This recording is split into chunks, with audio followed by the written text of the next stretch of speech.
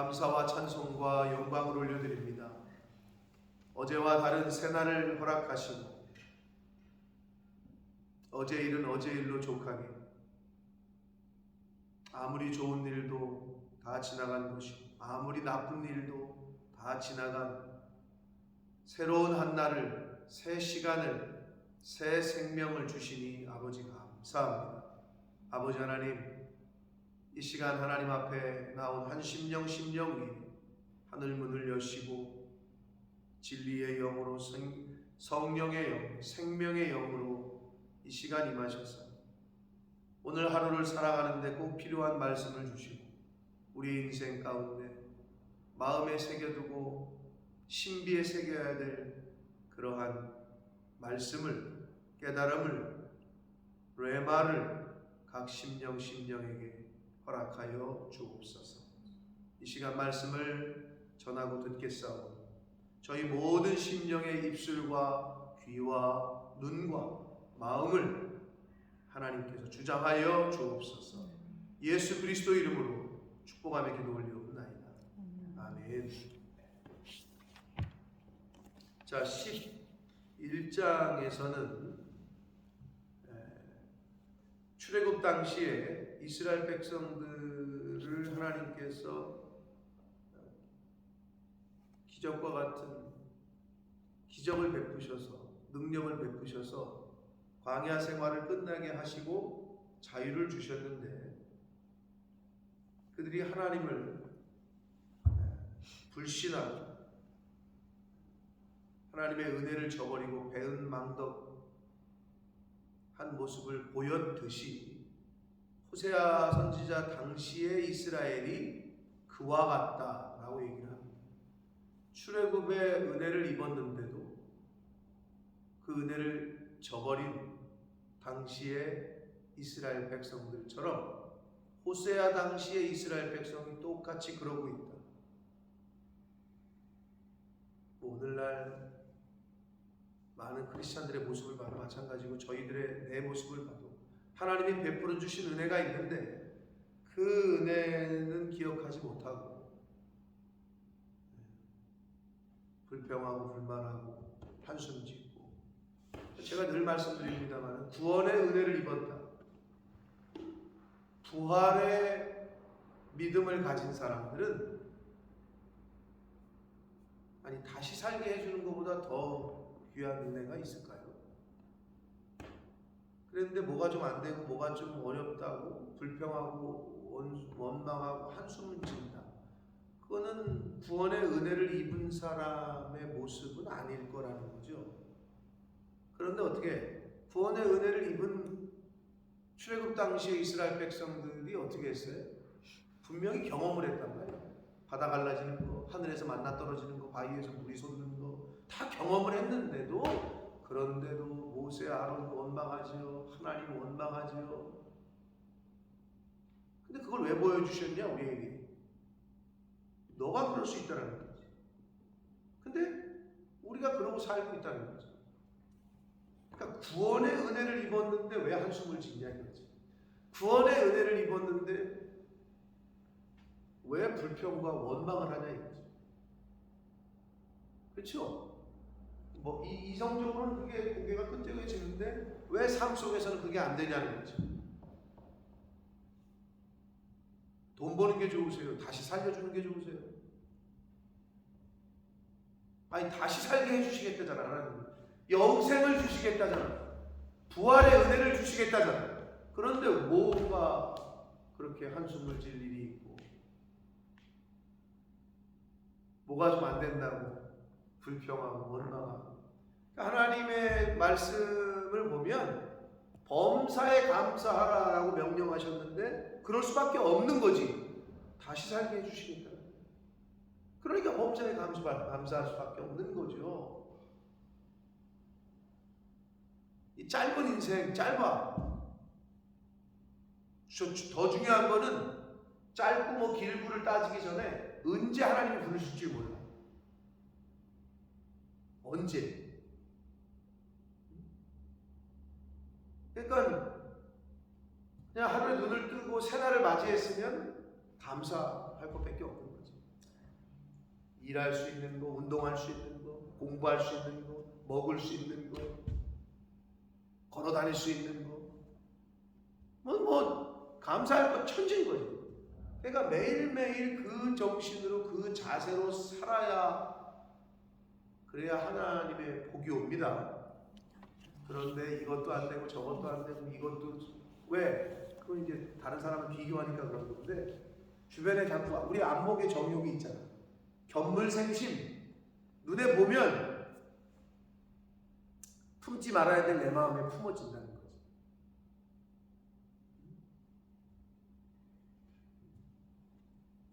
근데 출애굽 당시에 백성들이 그랬고 호세아 당시에 이스라엘 백성들이 또 똑같이 그랬다는 거지. 근데 또 중요한 건 그럼 출애굽 당시 하나님 어떻게 했어요? 광야 40년의 연단을 끝내고 결국에는 적과 꿀이 흐르는 땅으로 또 인도하시잖아요. 그것처럼 여기 뒤에 보면 11장 5절 이하에 보면 에브라임아 내가 너를 어찌 버리겠느냐, 이스라엘아 내가 너를 어찌 놓겠느냐. 하나님의 긍휼과 사랑을 다시 한번 언급을 하십니다. 그러니까 궁극적으로는 하나님의 자녀들은 하나님이 버리질 않으신다. 근데 중요한 게 있다. 출애굽을 다 같이 했는데 이스라엘에 못 간 사람들이 있죠. 그 가나안 땅에 못 들어간 사람들이 있죠.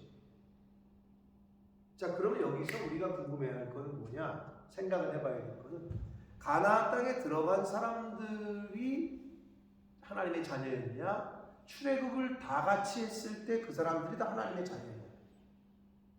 어떻게 생각하세요? 그러면 출애굽을 같이 했을 때는 그 사람들 중에는 하나님의 자녀가 아닌 사람들도 있었던 건가?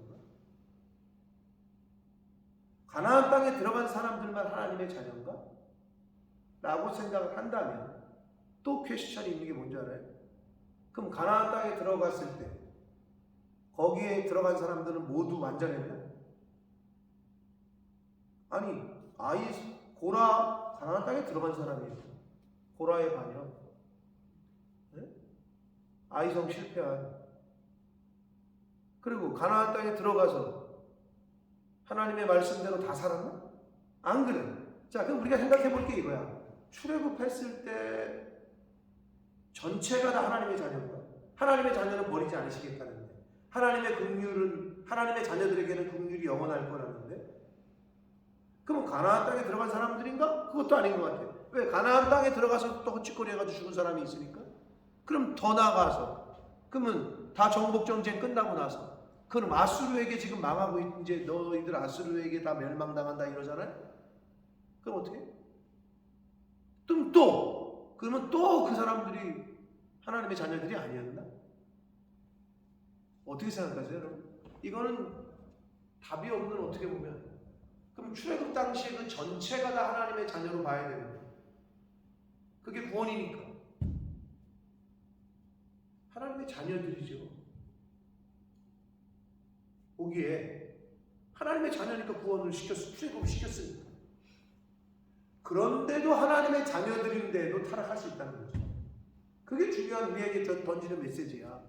우리가 여기 와서 새벽 예배를 드리고 주일 예배를 드리고 크리스찬으로서 어디 오피셜한 뭘 적을 때 나는 기독교인이다. 적어도 정신 똑바로 안 차리면 출애굽 단계에서 출애굽한 후에 가나안 땅 들어간 후에 그 후에 어떻게 돼?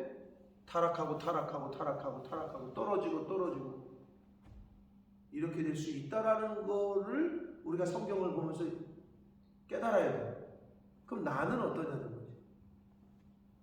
나의 달려갈 길이 하나님 앞에까지 가는데 예수님 말씀하신 대로 네가 아무리 주여 주여 외쳐도 나는 너를 도무지 모르겠다. 이러면은 정말 안타까운 인생이 됩니다. 그러니까 진짜냐 가짜냐의 판단은 백보자 심판 하나님 앞에 가서 섰어요. 히브리서의 말씀에 뭐라 그랬어요? 구원의 은혜를 입고도 한 번 비침을 받고도 타락한 자는 그 구원을 못 받는다라고. 그래서 이제 그 구절이 인간들이 논할 때 한 번 구원은 영원한 구원이 아닌가 보다 라고 말하는 구절의 백그라운드가 되는 구절이 바로 그거예요. 그러면 중생한 사람도 타락할 수 있는 거네. 타락할 수 있다고 보여지는 거죠.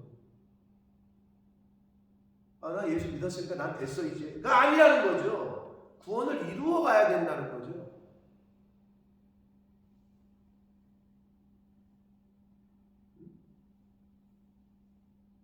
뭐랑 똑같으냐?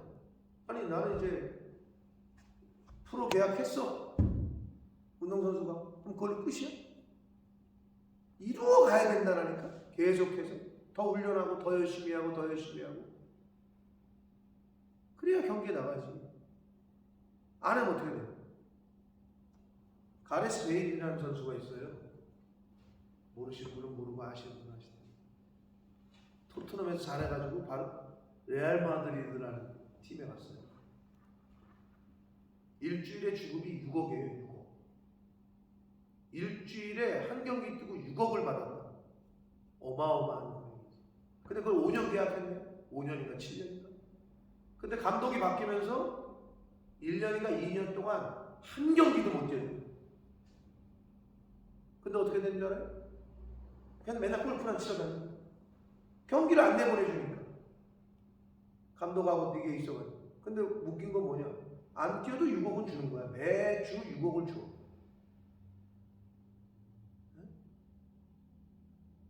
그럼 어떻게 돼? 경기를 안 뛰니까 나 돈은 받으니까 됐다라고 골프나 치러 다니고. 그러면 안 되지. 더 열심히 훈련하고 더 열심히 노력해야 되는데 안 해도 돈이 들어오니까 내가 보니까 이 가레스 베일이 막판에 이제 은퇴할 때가 다가왔는데 말년이 노년이 좋지가 않아. 후배들의 귀감이 되질 않아. 그냥 골프라 제가 축구 선수야 골프 선수야 이렇게 인식이 되어요.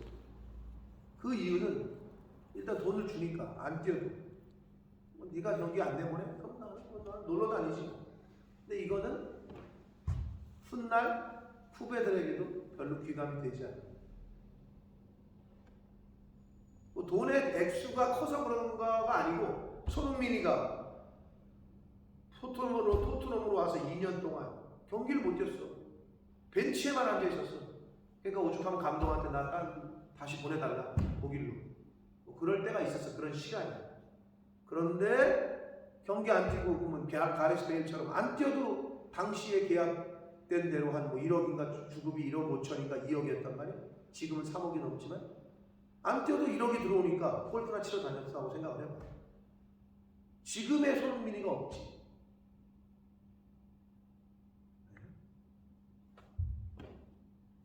우리랑 똑같아. 우리가 구원의 은혜를 입었어. 중생의 하나님이 우리를 구원시켜주는 그 은혜를 입었다. 그럼 그걸로 끝나냐? 아니냐? 그거를 성경은 계속해서 우리에게 알려주고 있는 거예요. 과거의 이야기를 들어가면서. 그러니까 호세아 당시의 이스라엘 사람들에게 출애굽 당시에 그들의 조상들의 모습을 봐라. 어떻게 됐냐 그들이. 그걸 보라고 얘기하는 거예요. 그럼 오늘날 우리는 어때? 숱한 믿음의 선배들의 이 성경을 통해서 보는 그 케이스가 있잖아요. 이 케이스가 있고 이 케이스가 있고 이 케이스가 있고 이 케이스가 있고. 그런데 왜 안 되느냐? 자꾸 이 세상을 바라보니까 안 돼요. 이 세상의 마음을 뺏기니 영원한 곳에 하나님 나라에 정작 마음을 둬야 될 곳에 마음을 못 둔다는 거죠. 11장에서 심판과 함께 그럼에도 불구하고 하나님의 백성을 버리지 않으시는 하나님에 대한 긍휼에 대한 이야기를 지금 하십니다. 1절 봅니다. 이스라엘이 어렸을 때에 내가 사랑하여 내 아들을 애굽에서 불러낸 것. 참 멋있는 표현이에요. 하나님께서 이스라엘을 자녀로 비유하실 때 어렸을 때에 내가 사랑해서 그 내 아들을 애굽에서 불러냈다. 출애굽 사건을 얘기하는 거죠. 선지자들이 그들을 부를수록 그들은 점점 멀리하고 바알들에게 제사하며 여러 세계 우상 앞에서 분향하였다. 많은 사람들, 하나님의 선지자들은 그랬죠. 그래서 계속 외쳤죠. 너네 돌아와야 된다. 예레미야 선지자가 뭐라 그랬어요? 예레미야서 배울 때 기억나세요? 기억이 잘 안 나시겠죠? 아수르에게 항복해라 그랬거든. 근데 그들은 어떻게 했어요? 이스라엘 당시의 지도자들이 어떻게 했어요? 예레미야 말을 귀뚱으로도 안 듣고 애굽으로 원조를 요청하지. 그러지 말라. 애굽으로 가면 안 돼. 그런 예레미야를 어떻게 했죠? 애굽으로 귀양 보냈지. 그래서 애굽에서 죽게 만든 거예요. 그러니 이건 뭐 아주 못된 것들이지. 애굽으로 가지 말라니까 애굽으로 보내가지고 죽이네. 아수르에게 하나님의 이미 계획하심이 이렇게 징계가 되니까 니네 아수르에게 그냥 항복해. 그러면 살아. 근데 어떻게 해? 반항하다 다 죽잖아. 싸그리. 아무리 얘기를 해도 듣지를 않아. 하나님과 선지자들과 교회는 멀리하고 바알들에게 제사하고 아로새긴 우상 앞에서 가서 엎드리고, 동쪽으로 가면 서쪽에서는 더 멀어지는 거죠. 남쪽으로 내려오면 북쪽에서 멀어지는 거죠. 죄를 가까이 하면 하나님에게서 멀어집니다. 교회를 가까이 하면 세상과 멀어집니다. 말씀과 가까이 하면 세상과 멀어져요. 죄와 멀어져요. 그런데 죄를 가까이 하면 말씀과 멀어져요. 사람을 가까이 하면 하나님과 멀어집니다. 당연한 거겠죠. 그들이 바알을 가까이 하니 선지자들이 멀어지고 하나님이 멀어지는 거죠. 그러니까 내가 뭘 가까이 하느냐를 봐야죠. 여러분, 학교 가는 걸 좋아하고 선생님을 좋아하잖아요. 그럼 그 학생은 공부를 잘해요. 학교 가는 게 좋은데, 선생님이 좋은데 똑같아. 교회 오는 게 좋고, 교회 와서 선생님, 전도사님, 목사님하고 가깝고 좋아하잖아요. 관계가 좋잖아요. 신앙생활 잘할 수밖에 없는 거죠. 당연한 거 아니에요? 근데 교회를 멀리해. 교회를 오질 않아. 선생님하고도 뭐 말도 안 섞어. 그런 학생은 장학생이 될 수가 없죠.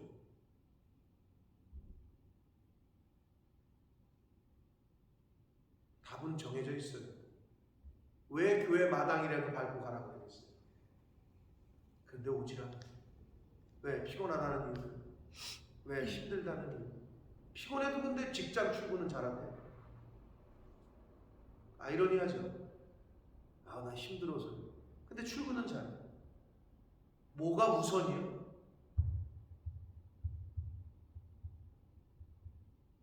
힘들어서 애들 돌보고, 힘들어서 애들 픽업해달라는데 나 힘들어서 못해. 그러면 그만둬야지, 사역은. 목사가 만약에 그렇다면 누가 도와달라고 연락이 왔어. 근데 세상은 그게 왜 되는 줄 알아요? 돈을 주잖아요. 그렇기 때문에 하는 거예요.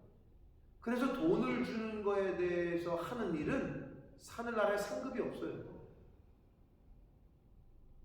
당연한 거죠. 이미 보상을 받았어요. 그런데 돈이 생기는 것도 아니고 돈을 주는 것도 아니고 오히려 욕을 먹어. 오히려 오해를 사. 도와줬더니 엉뚱한 욕을 해. 그건 하늘의 상급이 큰 거예요. 너희가 내 이름 때문에 핍박을 받거든. 뭐라 그래 예수님이 복음서에. 기뻐하라고 그러잖아요.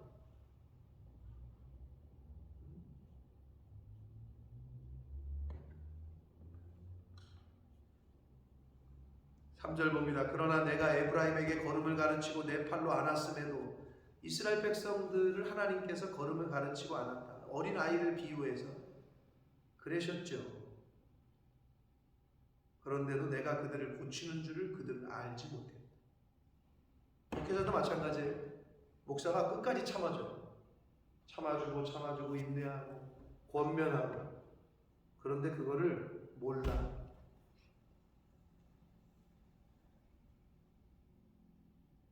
참아주는 건 줄 몰라. 그냥 목사 사모는 그러려니 내가 이렇게 행동해도 아무 말 못하겠거니, 내가 이렇게 예의 없이 행동해도 그냥 그러려니, 목사니까, 사모니까. 그런 것처럼 행동할 때가 많아, 사람들이.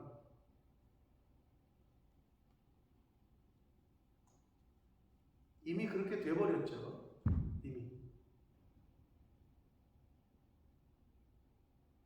그러니 하나님께서 그걸 가만히 두시겠냐고. 한국교회의 목회자를 향한 그게 옛날 60년대, 70년대, 80년대에 신앙생활 하시던 분들이 목회자에 대해서 생각하고 있던 생각과 그게 많이 변했다.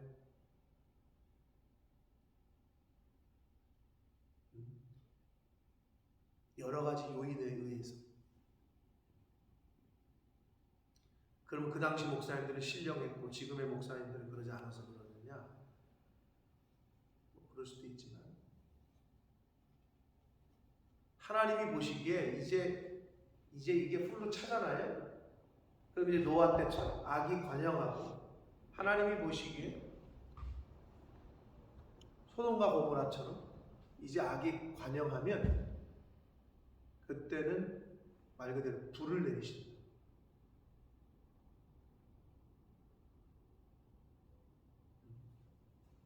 그러니까 내가 어떻게 신앙생활하고 내가 어떻게 교회를 섬기고 내가 어떻게 하나님에 대해서 하고 있는지를 바로 깨달아야 합니다. 하나님께서 그들을 고치는 줄을 알지 못했다라고 성경은 말합니다. 4절 내가 사람의 줄 곧 사랑의 줄로 그들을 이끌었고 그들에게 대하여 그 목에서 멍에를 먹기는 자같이 되었으며 그들 앞에 먹을 것을 두었다. 아니 부모가 자식을 키울 때 이렇게 하죠. 그죠? 먹이고 입히고 먹을 거 주고 그죠? 자 근데 여기서 재미난 표현이 있어요. 권사님도 아마 오셔서 처음 보셨을걸? 저도 영국 와가지고 처음 봤습니다. 자식을 애를 줄로 묶어 다니더라고. 그래서 애완견 묶고 다니듯이 묶고 다니는 거 보고 나 깜짝 놀랐는데 그거 보고 이상하지 않으셨어요? 이상했죠? 나도 이상했거든? 근데 그 이유를 알았어. 안전인데 근데 한국 부모들은 부모를 안전하지 않아서 그렇게 안 하나? 한국 부모는 더 이상한 거야. 그냥 안고 있지 자기가 팔로. 근데 이게 힘든 거야. 그러니까 줄로 묶어서 자기 볼 거 보고 그냥 야 이거 와. 부모들은 안 그래. 우리 부모들은 졸졸졸 쫓아다니지. 내가 중심이 아니라 얘가 중심이야. 그게 차이가 있는 거야 한국 부모들은. 그런데 여기서 사람의 줄 곧 사랑의 줄 이렇게 돼 있잖아요. 그러면 사람의 줄의 반대말은 뭐예요? 동물의 줄이죠. 동물들에게 이거 묶어놓은 거 이거랑 사람이 묶어놓은 줄 차이가 있다는 거예요. 그런데 유대인들이 영국 사람들이 그러니까 굉장히 어떻게 보면 거기서 온 거야. 유대인들의 관습에 아이를 고무줄이나 줄로 묶어놓고 뭘 했대. 근데 그걸 보면 그 기록을 보면서 영국 사람들도 결국은 그렇게 해서 그게 이렇게 전해져 왔나 보다라는 생각을 하게 됐고, 근데 한국 부모들은 이게 더 뛰어넘은 거지. 어떻게 줄로 자기가 쫓아다녀 졸졸졸. 그리고 위험하면 그냥 안고. 근데 팔이 떨어져 나가잖아. 그런데도 하는 거야. 더 하나님의 사랑에 가까운 거라고 봐야지. 그러나 사람의 줄이라는 표현, 곧 사랑의 줄이라고 되어 있잖아요. 그게 뭐냐면 아까 말씀하신 대로 안전. 네? 네가 어디로 갈까? 내 곁에 딱 붙잡고 있다라는 그런 표현이죠. 그 줄이죠. 동물의 줄하고는 다른 거예요. 개 목걸이 하듯이. 소에다가 코 뚫어가지고 줄로 묶어가지고 이리야 하는 거랑은 다른 개념이라는 거죠. 그래서 사람의 줄, 곧 사랑의 줄이라고 표현을 하고 있는데 이스라엘 백성들이 어려서 그렇게 한대. 부모가 고무줄이나 줄로 묶어놓는데 애한테. 참 그걸 보면서 제가 영국 사람들이 줄 묶어놓은 거를 조금 이해를 했는데 그런데도 이상하더라고. 하도 개들을 많이 키우고 고양이를 많이 키우니까 사람도 그냥 그렇게 키우듯이 그렇게 키우나 이런 생각을 했었는데, 근데 여기서 사람의 줄, 곧 사랑의 줄로 그들을 이끌었고 그들에게 대하여 그 목에서 멍에를 벗기는 자같이 되었고 그들 앞에 먹을 것을 주었다. 하나님이 그렇게 하셨죠. 5절 그들은 애굽 땅으로 되돌아가지 못하겠거늘 내게 돌아오기를 싫어하니. 하나님에게 돌아오기를 싫어한다는 것은 하나님의 통치를 거부한다는 거예요. 하나님의 그늘에서 벗어나고 싶다는 거죠. 네.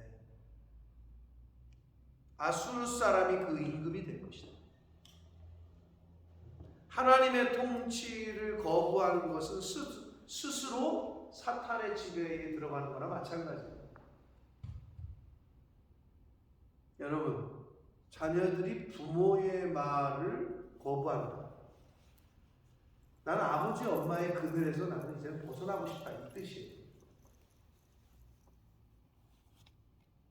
물론 인디펜던트 생활을 해야 되겠지. 독립적인. 그러나 부모의 말씀에는 순종하는 것은 성경의 말씀이잖아요. 부모를 공경하는 것은 10계명 중에 인간에게 첫 번째 계명이잖아요. 그러면 자기가 분가를 하고 따로 살아도 그 계명에는 절대적으로 지켜야 되는 건데 그게 안 돼, 인간이. 그게 안 되니까 복을 못 받아. 부모를 공경하고 리스펙트하고 존중하고 부모의 말씀에 순종하고 그래야 복이 되는데 이 인간이 못돼 먹어가지고. 근데 옛날에 어떻게 했어요? 우리나라의 법은 군사부 일치 아니야. 임금과 스승과 부모는 하나다.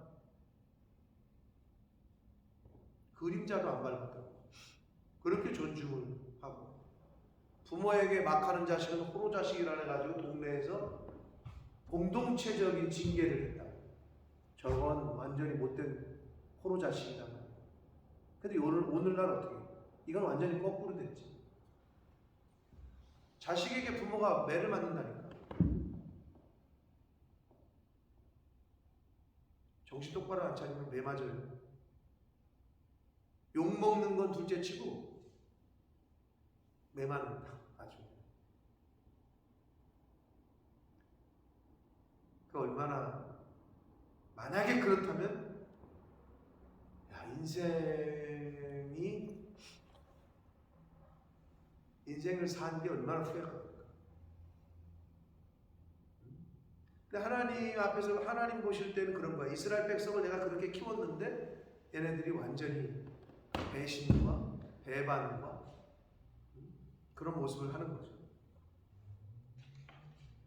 그래서 아수르 사람이 그 임금이 될 것이다. 6절 칼이 아수르죠. 그들의 성읍을 치며 빗장을 깨뜨려 없이 하리니 이는 그들의 계책으로 말미암았다. 왜 아수르에게 하나님이 넘기실 수밖에 없었냐 하면 근본적으로는 여로보암이 잘못된 계책을 썼죠. 야, 자꾸 이거 절기 때마다 유다로 남쪽으로 내려가니까 이거 안 되겠네. 여기다가 그냥 우리가 산당을 질 테니까 금송아지 신상 만들고, 이게 너희들을 이끌어낸 신이다 말이야. 복을 주는 신이다. 거기서부터 잘못된 계책을 펼쳤죠. 거기서부터 잘못됐고, 또 어떻게? 이 당시의 계책은 뭐야? 아수르에게 항복하라는 예레미야 같은 선지자들의 말씀을 무시하고 자꾸 애굽에 붙죠. 애굽에게 원조를 요청하고. 그러니까 어떻게? 아수르가 야, 너네 항복하면 다 살려줄게 그랬는데 이것들이 항복을 안 하고 엉뚱한 짓거리를 하네. 애굽하고 같이 해가지고 덤벼들려고 그러네. 이것들 봐라. 싹 죽이는 거야. 그게 그들의 계책이었다. 인간의 방법이었다. 이게 얼마나 어리석어. 10절 봅니다. 내 백성이 끝끝내 내게서 물러가나니 비록 그들을 불러 위에 계신 이에게로 돌아오라 할지라도 일어나는 자가 하나도 없다. 야, 이 말씀을 보면 오늘날과 똑같아요. 근데 여기서 여러분 끝끝내라고 번역한 거 있죠? 내 백성이 끝끝내, 이 말은 끝까지, 즉 고집을 피고 불순종을 한 걸 말해요. 회개할 줄 모르는 강팍함. 이런 거 알아요? 알아, 나도 내가 잘못한 거. 그러나 나 가서 잘못했다고 말 못해. 이런 승질. 본인이 안 돼. 안 됐는데도 나는 그 말 못하겠대. 그게 강팍함이야. 회개할 줄 모르는 강팍함. 그 고집이 어디서 나오는지 모르겠어. 그 불순종. 그것 때문에 망하는 거야. 자기가 깨달아지고 알았으면 하나님 앞에 나가서 무릎 꿇어야지. 가서 용서를 빌어야지. 근데 그걸 할 줄 몰라. 그게 여기서 말하는 딱 끝끝내 끝까지 고집을 피고 불순종한 이스라엘 백성.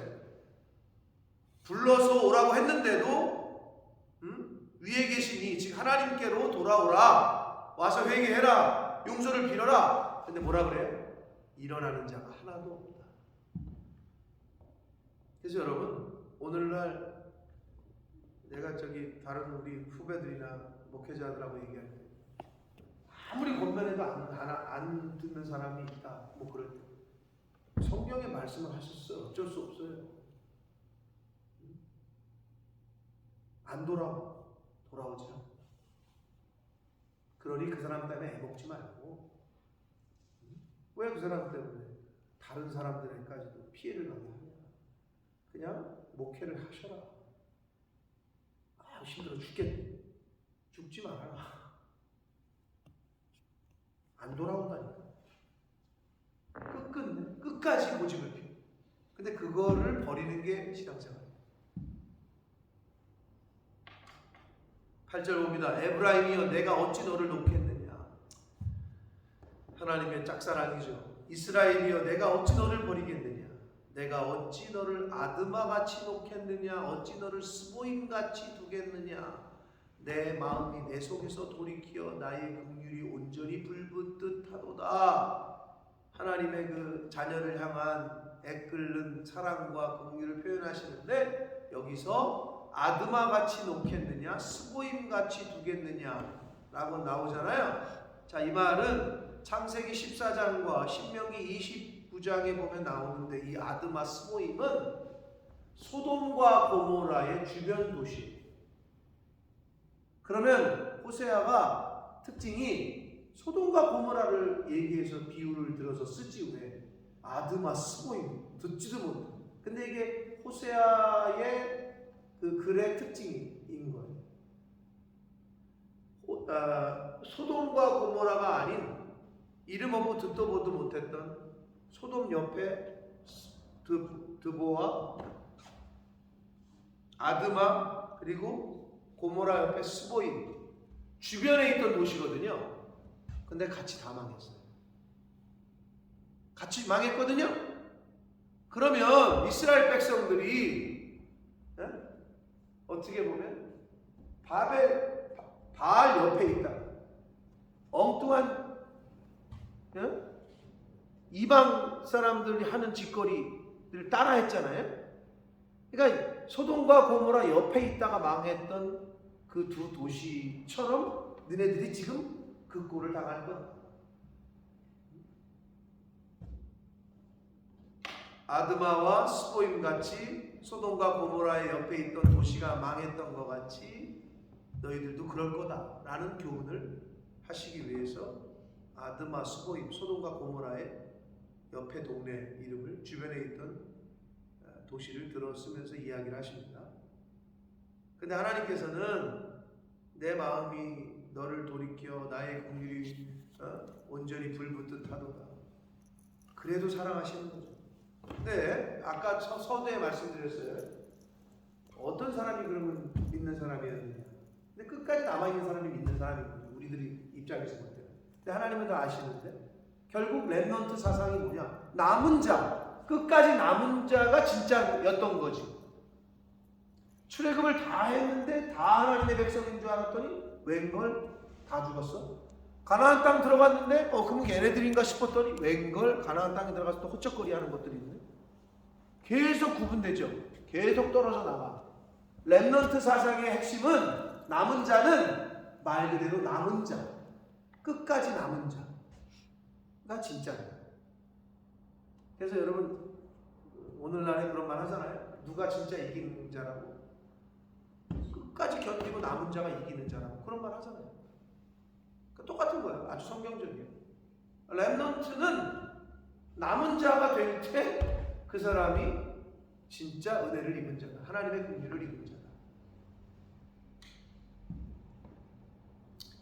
9절 내가 나의 맹렬한 진노를 나타내지 아니하며 내가 다시는 에브라임을 멸하지 아니하리니 이는 내가 하나님이요 사람이 아니다.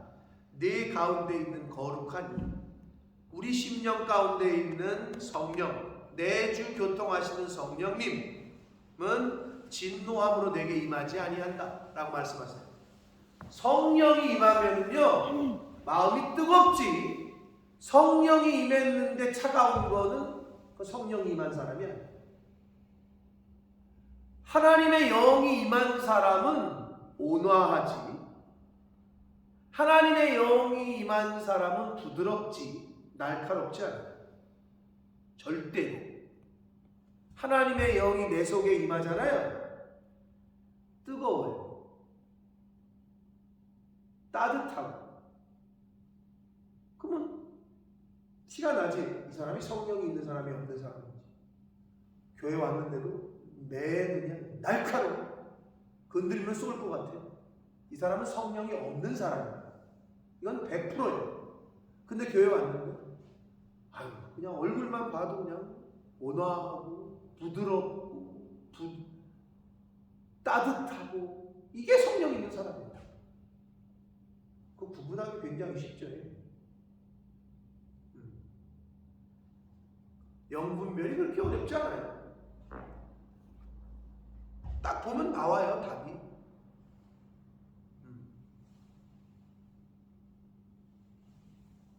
그래서 성령 충만한 사람은 약간 바보 같아요. 왜냐하면 뭐만 하면 뭐만 하면 계속 웃어. 뭐만 하면 감사해요. 예 알겠어요. 바보 같아 저 사람. 그 사람이 성령 충만한 사람. 누가 진짜 바보인지 모르겠지만 하나님 보실 때 누가 바보인지 모르겠지만 세상 사람들에게 바보 같다 소리를 들으시면 신앙생활을 잘하는 것일 가능성이 큽니다. 근데 세상 사람들로부터 칭찬을 받으면 잘 못하고 있는 가능성이 큽니다. 그것만 아시면 10절 봅니다. 그들은 사자처럼 소리를 내시는 여호와를 따를 것이다. 사자처럼 소리를 내시는 여호와 즉 대적할 자가 없는 하나님 그리고 강한 리더십을 표현합니다. 사자처럼 소리를 내시는 여호와를 따를 것이다. 여호와께서 소리를 내시면 자손들이 서쪽에서부터 떨며 오되 바다 건너 지중해 섬들에서부터 흩어져 있던 사람들 여기서 그 이스라엘에서부터 서쪽을 얘기하면 즉 무슨 소리냐? 리더가 하나님이 말씀하시면 떨면서 오듯이 교회에서 목사님이 얘기하시면 사방에서부터 다 와서 그 일을 한다는 것을 의미하는데 근데 어떻게 하나님이 불러도 오질 않았던 선지자가 불러도 오지 않았던 이스라엘 그들은 망했고 하나님이 부를 때 그 음성을 듣고 오는 사람 신약성경의 예수님의 표현으로 빌리면 양은 목자의 음성을 알아듣는다고 했어요. 근데 못 알아듣는 건 내 목자가 아닌 내 양이 아니든지 어떻게 병들었든지 둘 중에 하나거든요. 그러니까 하나님이 부르시면 와야 되는 거예요. 목사가 얘기를 하면 움직여야 되는데 순종을 해야 되는데 고집 피는 양들이 있다. 양인지 염소인지 모르겠지만 마지막 때에 가면 알겠지. 딱 그 말씀이에요. 하나님께서 소리를 내시면 서쪽에서부터 떨며 오되 그들은 애굽에서부터 새같이 온다는 것은 신속하게 온다는 거고요. 신속함을 뜻하고, 아수르에서부터 비둘기같이 떨며 오리니. 비둘기는 귀소 본능이 있어요. 귀소 본능. 그리고 비둘기는 어리석다고 제가 얘기했죠. 신속하고도 빠르게 집으로 오는데 내가 그들의 집에 머물게 할 거다. 하나님께서 나 여호와의 말입니다. 그러니까 때가 되면 하나님께서 아수르에서부터 다시 부르시고 회복시키는 거, 회복을 얘기하는 거거든요. 그러면 그들의 집에 머물게 한다. 그러면 그들의 집은 1차적으로는 가나안 땅이긴 한데요. 하나님이 예비하신 땅. 근데 이거보다는 하나님과의 관계가 회복이 될 거예요. 여러분, 헛짓거리한 남편과 아내가 있는데 집에서 내쫓았어. 근데 다시 집으로 들였어? 받아들인 거야? 받아들였다는 의미는 뭐예요? 다시 집에 들어오게 했어? 남편을? 아내를? 어머, 자기 대단하다. 그 말은 뭐야? 집에 다시 와서 살게 됐다. 이 말은 관계가 회복된 걸 의미하는 거예요. 그러니까 그들의 집에 다시 살게 해야겠다. 이 말은 하나님과의 관계가 회복이 된 걸 의미하는 거예요. 그거를 지금 말씀하는 거예요. 사랑하는 성도 여러분, 서두에 말씀드렸습니다. 출애굽할 때 출애굽한 다 한 백성들 60만이 넘는 그들이 크리스찬이었을까요? 오늘날은 아니면 가나안 땅에 들어간 사람이 크리스찬이 되었을까요? 내가 볼 땐 그건 현재 진행형이에요. 지금 교회 다니는 사람들이 다 구원받을까요? 예수님께서 이미 말씀하셨죠. 알곡과 쭉정이의 비유를 통해서, 양과 염소의 비유를 통해서 한 우리에 같이 있어요. 한 공동체에 같이 있어요. 누가 양이고 누가 쭉정이고 누가 염소인지, 누가 알곡이고 쭉정인지는 몰라요. 그런데 관심을 둘 필요는 없어요. 내가 알곡이냐, 내가 렘넌트가 될 것이냐, 남은 자가 될 것이냐, 하나님 앞에 중간에 벌받고 징계받고 멸망당한 사람이 될 겁니다. 마지막까지 믿음의 길을 잘 가시는 저와 여러분 되시길 축복합니다. 마지막까지 1등으로 잘 달리다가 거의 마지막에 가서 넘어지거나 포기하면 얼마나 안타까운 거죠. 신앙생활 잘 하는 것 같았는데 마지막에 가서 포기하거나 낙오한다. 이거만큼 안타까운 겁니다. 마지막까지 하나님의 자녀로, 하나님의 인정받고 착하고 충성된 종이라고 하나님 앞에 칭찬받는 그러한 마지막 이 되시는 저와 여러분의 이 땅에서의 삶이 되기를 예수 그리스도 이름으로 축복합니다. 살아계신 하나님 아버지, 감사와 찬송과 영광을 올려드립니다. 하나님의 은혜로 오늘까지 맞이했습니다. 하나님께서 저희들에게 얼마만큼의 시간을, 얼마만큼의 생명을 더 연장시켜 주시고 주실지 모르나 아버지, 크리스찬이라고 말하며 고백하며 살았습니다. 근데 마지막에 가서 하나님께서 난 널 모르겠다, 너 나 아냐? 라고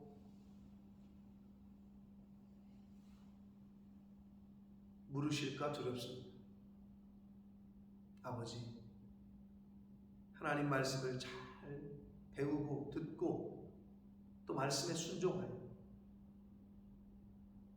마지막에 착하고 충성된 종이다, 너는 내 자녀다 라고 하나님께로부터 인정받는 그러한 이 땅에서의 삶을 사는 저희들 되도록 주님 은혜 내려 주옵소서. 시작은 미약했는지 모르나 나중은 창대하다. 시작은 좀 그랬는지 모르나 유종의 미 마지막이 결국은 승리하는 그러한 하나님의 자녀들, 천국 백성들 다 되어진 이 자리에 있는 한 영혼 한 영혼 위에 은혜를 내려 주옵소서. 예수 그리스도 이름으로 축복하며 기도 올려옵나이다. 아멘. 하늘에 계신